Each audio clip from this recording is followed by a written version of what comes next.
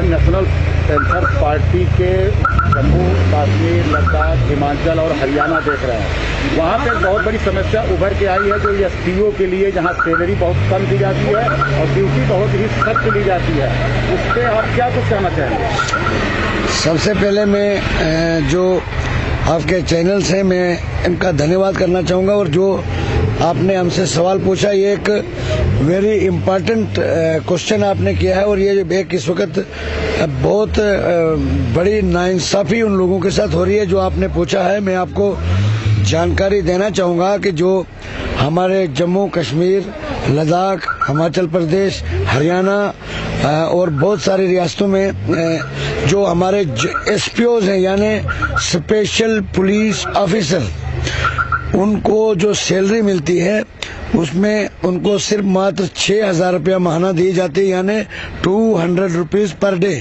Duty 24 hours.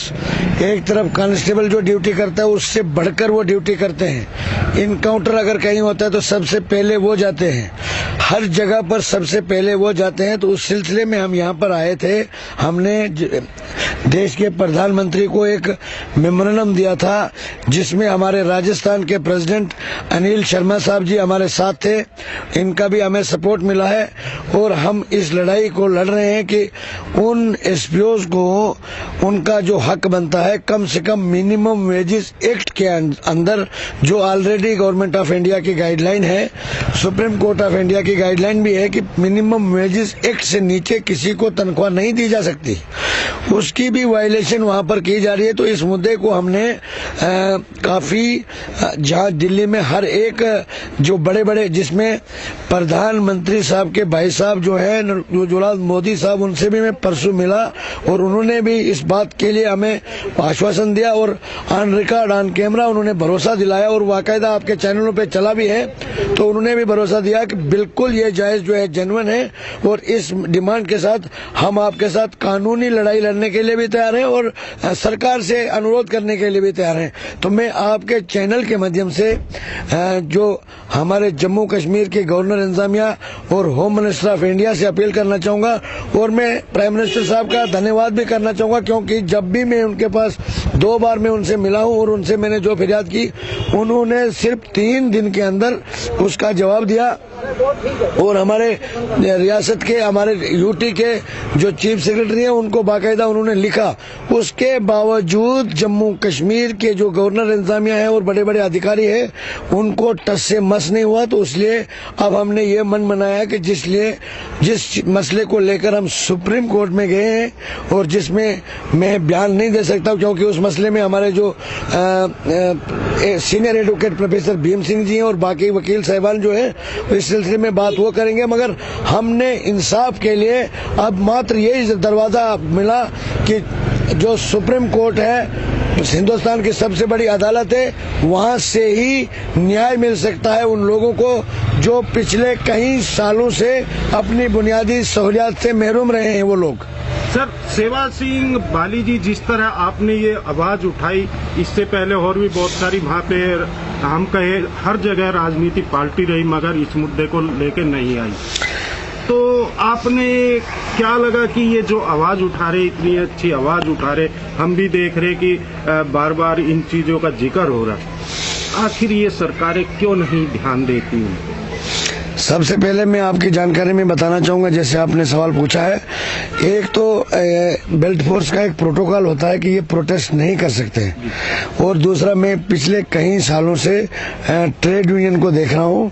मैं trade union leader हूँ, trade union का जनरल सेक्रेटरी हूँ, नेशनल जनरल सेक्रेटरी, और यहाँ पर दिल्ली में जो जितने दिनों से मैं इन लोगों की आवाज को बुलंद कर रहा हूँ, और मैं धन्यवाद करना चाहूंगा कि यहाँ की जो टीम है हमारी, जिसमें हमारे अनिल शर्मा साहब है जो राजस्थान के प्रेसिडेंट है पैंथर्स पार्टी के, इन्होंने भी हमारे साथ कंधे से कंधा मिला के इस आवाज को आगे बुलंद किया है। और हमें उम्मीद है, और मैं आपकी जानकारी में बताना चाहूंगा कि जैसे आपने कहा पिछली सरकारों के बाद जम्मू कश्मीर में जो भी लीडर रहा है उसको हम लीडर मानते ही नहीं, मैं सेवा सिंह बाली कह रहा हूँ, अपने सही हिसाब से ये कह रहा हूँ, पूरे ऑथेंटिक विद प्रूफ कह रहा हूँ, ऑन कैमरा कह रहा हूँ कि जम्मू कश्मीर की जो लीडरशिप है उन्होंने जम्मू कश्मीर के लोगों को ओनली फॉर वोट बैंक के लिए इस्तेमाल किया है। किसी ने मजहब के नाम पे उनको इस्तेमाल किया है, किसी ने इस्लाम के नाम पर इस्तेमाल किया है। और सेवा सिंह बाली ये कहना चाहता है कि जम्मू कश्मीर लद्दाख में न मजहब खतरे में है न ये इस्लाम खतरे में है। अगर वो इस तरीके के बयान देते हैं तो उनकी कुर्सियां जो खतरे में हो सकती है। बाकी जम्मू कश्मीर में हिंदू मुस्लिम भाईचारा जो है वो एक परिवार की तरह जिंदा है और सदियों से एक हिंदू मुस्लिम भाईचारा जो कायम है वो आने वाले वक्त में भी कायम रहेगा। और उन सरकारों ने जो आज तक लोगों के साथ किया है तो हम कहते हैं कि उनको अगर लीडर की जगह बिजनेसमैन कहा जाए, वो सिर्फ अपनी कुर्सी के लिए जम्मू कश्मीर में राजनीति करते, चाहे कोई भी पार्टी हो। मैं किसी पार्टी को नहीं एक टारगेट कर सकता हूं। मैं कहता हूं 70 साल से जिन्होंने भी राज किया है तो जम्मू कश्मीर के लोगों के साथ विश्वासघात किया है, उनको उनके साथ जुल्म हुए हैं, आज भी वो जुल्म जारी है। हमारे दिल में एक उम्मीद की किरण जाग गई थी जब हमारा जम्मू कश्मीर में धारा 370 और 35A हटी थी कि अब हमारा डायरेक्ट जो लिंक है, हम अपने आप को अब फख्र से कह सकते हैं कि आई एम कंप्लीट इंडियन। बदकिस्मती की बात है कि इस वक्त भी हमारे जम्मू कश्मीर में 90% जो छोटे तबके के एम्प्लॉयज हैं वो सड़कों पर है विदाउट सैलरी। मात्र 2000, 4000, 5000 सैलरी लेने वाले मुलाजम सड़कों पर हैं जनाब। तो यही गुहार लगाने के लिए हम देश के प्रधानमंत्री के पास आए थे और हमें बड़ी खुशी भी है, हम अपने मिशन में कामयाब भी हुए और काफी यहाँ के दिग्गज नेताओं की हमें सपोर्ट भी मिली, जिसमें हमारे अपने पार्टी के भी प्रेसिडेंट है अलग अलग स्टेट्स के, और साथ में यहाँ जो बड़े बड़े लीडर हैं जिसमें प्राइम मिनिस्टर ऑफ इंडिया के ब्रदर, रियल ब्रदर ने, उनके साथ भी मेरी मीटिंग हुई बाकायदा तौर पर। और एक आधे दिन के बाद फिर प्राइम मिनिस्टर साहब के पास टाइम मिल चुका है मुझे मिलने का। तो मैं यही समझता हूं कि अब जम्मू कश्मीर, लद्दाख, हिमाचल प्रदेश, हरियाणा या जहां भी हिंदुस्तान के किसी भी कोने में हमारे एसपीओस भाई हैं, तो मैं ये लड़ाई लड़ रहा हूं और उनको इंसाफ दिला के रहूंगा। जैसे आपने बोला कि ये इनकी बात आपने कैसे उठाई, मैं खुद फॉरेंसिक साइंस यानी पुलिस फोर्स में 12 साल सर्विस करने के बाद मैंने रिजाइन किया है। मैं जानता था इनके दर्द को, क्योंकि ये प्रोटेस्ट नहीं कर सकते, ये बोल भी नहीं सकते हैं कि हमारे को ये प्रॉब्लम है। इसलिए इनकी दबी हुई आवाज को मैंने महसूस किया कि इनकी आवाज बन के मेरे को चलना चाहिए। और इस वक्त मैं इस स्टेज पर पहुंचा हूं और मैं धन्यवाद करना चाहूं आप सब मीडिया चैनल्स का भी, जिन्होंने इस मुद्दे को इतना हाईलाइट किया है और देश की राजधानी में इस वक्त ब्रेकिंग न्यूज पे चला रहे हो आप इसको। तो मैं आपको जम्मू कश्मीर लद्दाख तमाम 35,000 परिवार की तरफ से आपको सलूट करता हूं, आपको थैंक्स करता हूं, जिन्होंने जो इस मुद्दे को बहुत ज्यादा हाईलाइट किया। और इस वक्त जम्मू कश्मीर की गवर्नमेंट जो है, जिन्होंने इनके साथ तानाशाही रोल इनके ऊपर अपनाया था, अब उनकी हवा निकल चुकी है। अब वो हर रोज, और वो यहां तक हमें कह रहे हैं कि हमें 2 दिन 3 दिन 4 दिन का टाइम दीजिए, हम इसको सेटल कर लेंगे। मगर अब हम टाइम देने के मूड में नहीं है। अब हमारा जो जंग है वो सुप्रीम कोर्ट में लड़ी जाएगी और वहां से इंसाफ मिलेगा। हमें पूरा भरोसा है देश की बड़ी अदालत पर कि हमारे जम्मू कश्मीर, लद्दाख, हरियाणा, हिमाचल प्रदेश के लोगों को, खासकर जो हमारे एसपीओस भाई और बहनें जो 24 घंटे ड्यूटी देकर हमारे देश का सुरक्षा में अपना योगदान दे रहे हैं, उनको इंसाफ मिलेगा। और आपके माध्यम से भी मैं उनके तरफ से आप सब चैनल्स को धन्यवाद करना चाहूंगा, क्योंकि ये गरीबी जमीनी सतह से जुड़ी हुई आवाज है। जिस तरीके से आपके चैनल्स ने इस आवाज को उठाया है, आप भी सलूट के हकदार हो। और मैं भी आपका चैनल्स का एक बार अपने तरफ से और 35,000 एम्प्लॉयज एसपीओस की तरफ से सलूट करता हूं, शुक्रिया अदा करता हूं।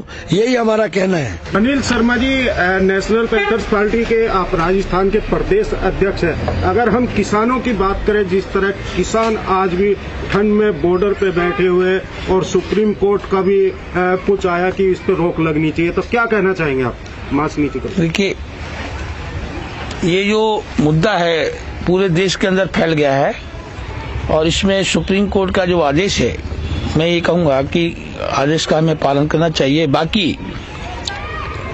पैंथर्स पार्टी किसानों के साथ है और किसानों के साथ भी है और किसानों की जो शर्तें हैं उस पर भी हम सोच विचार करके उनके साथ का पूरा सहयोग देने का हम मन बना रहे हैं और हमारा पूरा सपोर्ट पैंथर पार्टी की तरफ से है किसान भाइयों के लिए। सर, आप बीच बीच में राजस्थान में जाते रहते हैं और वहाँ पे किसानों से मिलते रहते हैं, क्या आवाज वहाँ से आ रही? जैसे कि जो आज की सरकार है वो कहती है कि ये जो यहाँ पे धरने प्रदर्शन पे बैठे ये किसान नहीं है। नहीं, मैं गया भी हूँ और किसानों की दशा देखी भी है, क्योंकि बॉर्डर पड़ता है, मेरा हरियाणा भी पड़ता है, मैं जब जाता हूँ राजस्थान जयपुर तो राजस्थान का भी पड़ता है। इसमें किसान भी हैं और आम आदमी भी हैं, लेकिन किसानों का जो कहना है, जहाँ तक मैं समझता हूँ कि उनकी जो मांग है उस पर सरकार को ध्यान देना चाहिए और इसको जल्दी से जल्दी फैसला कर, क्योंकि आम पब्लिक जो परेशान है ये किसानों से ज्यादा है।